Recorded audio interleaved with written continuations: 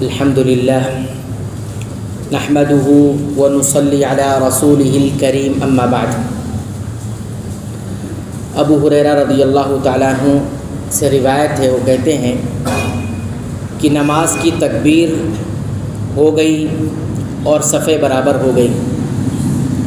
لوگ کھڑے تھے کہ رسول اکرم صلی اللہ علیہ وسلم اپنے حجرے سے ہماری طرف تشریف لائے، یعنی نماز میں صفیں درست کر دی گئی ہے۔ رسول اکرم صلی اللہ علیہ وسلم اپنے حجرے سے نکلے اور نماز پڑھانے کے لیے تشریف لائے۔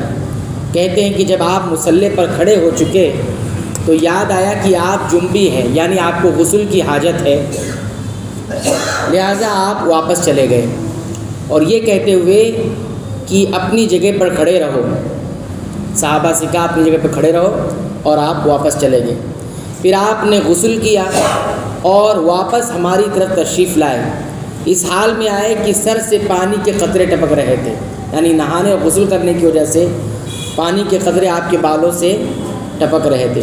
آپ نے نماز کے لیے تکبیر کہی، یعنی اللہ اکبر کہہ کر نماز شروع کی اور ہم نے آپ کے ساتھ نماز ادا کی۔ یہ ابو ہریرہ رضی اللہ تعالیٰ عنہ نے بیان کیا۔ یہ روایت صحیح بخاری کے اندر موجود ہے، 275 نمبر کی حدیث۔ اس حدیث سے یہ بات معلوم ہوئی کہ نبی کریم صلی اللہ علیہ وسلم اپنی صحابہ کو اور پوری امت کو اس بات کی تعلیم دے رہے ہیں کہ طہارت کے جو مسائل ہیں پاکی حاصل کرنے کے، اس میں کسی قسم کی کوئی حرج کو اپنے اندر رکھو نہیں۔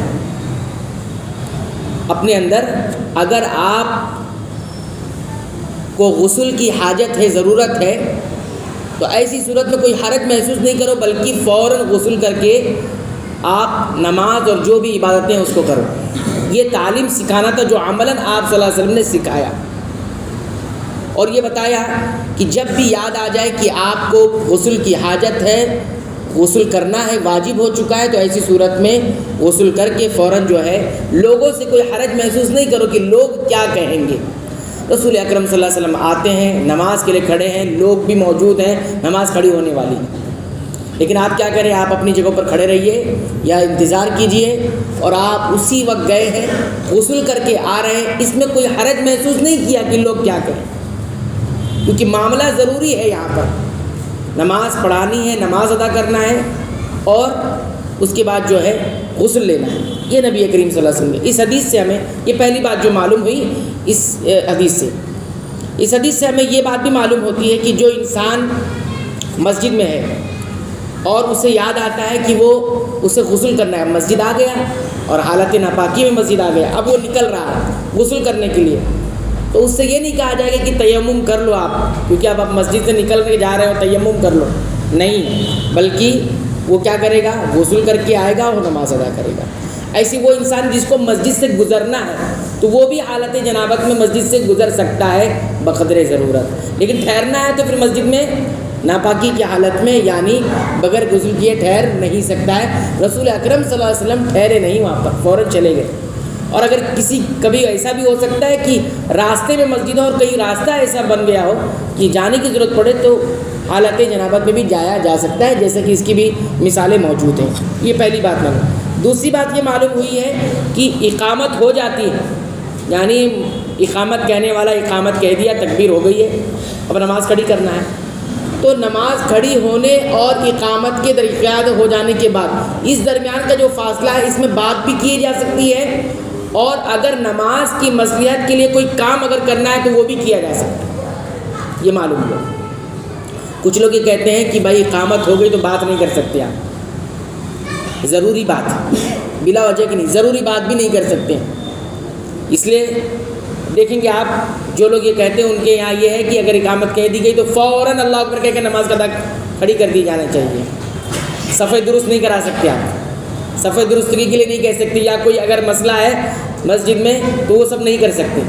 اس حدیث سے معلوم ہوا کہ بات بھی کی جا سکتی ہے، اور ساتھ ہی ساتھ اگر عمل کوئی کرنا ہے، کوئی کام، تو وہ بھی کیا جا سکتا ہے، جیسے رسول اکرم صلی اللہ علیہ وسلم نے اقامت کے بعد سب کو کھڑا کر کے آپ خود گئے اور غسل پورا مکمل کر کے آ رہے ہیں، تو یہ بھی ایک چیز اس سے حدیث سے معلوم ہوتی ہے۔ لیکن وہی کام کی جا سکتا ہے جو صلاۃ کی مصلحت سے جڑا ہوا ہو، نماز کی مصلحت سے جڑا ہو۔ غسل جو کس سے جڑا ہوا تھا؟ نماز کی مصلحت سے جڑا ہوا۔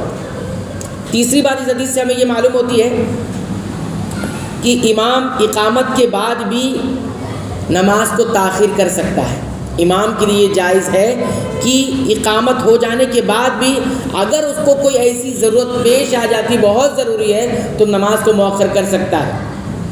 اور جو نمازی پڑھنے والے ہیں ان کو تھوڑا انتظار بھی کرنا چاہیے، یہ بھی معلوم ہو۔ اس میں جلد بازی سے کام نہیں لینا چاہیے۔ یہ اس حدیث سے علماء نے مسئلہ اخذ کیا کہ تھوڑی دیر تاخیر ہو سکتی ہے، اور ساتھ ہی ساتھ جو ہے وہ ضروری غرض کی وجہ سے بلا وجہ اس میں جلد بازی نہیں کرنا چاہیے، یہ سنت کے مطابق نہیں ہوگا۔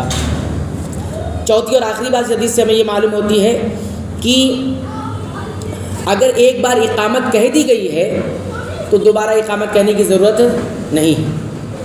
اتنا وقفہ ہو گیا نا، رسول اکرم صلی اللہ علیہ وسلم غسل کر کے آئے ہوں گے تو وقت تو کچھ نہ کچھ لگا ہوگا، لیکن کیا کہہ رہے ہیں صحابی، آپ آئے اور یہ نہیں کہا کہ چلے دوبارہ تکبیر کہیے، اقامت کہیے اور میں نماز پڑھاتا ہوں، نہیں، بلکہ گئے اور آپ آنے کے بعد تکبیر کہہ کر نماز شروع کر دی، اور صحابہ کرام نے آپ کے پیچھے نماز ادا کر لی۔ تو اس رسول اکرم صلی اللہ علیہ وسلم اس عمل سے یہ بات ثابت ہو گئی کہ ایک اقامت اگر آپ کہہ دی گئی ہے تو دوبارہ اگر وقفہ بھی ہو گیا تھوڑا سا تو اس کے لیے دوبارہ اقامت کہنے کی ضرورت نہیں ہے کہ دوبارہ اقامت کہہ کے نماز شروع کریں گے، ایسا کیا جا سکتا ہے، ایک اقامت اس نماز کے لیے کافی ہو جائے گی۔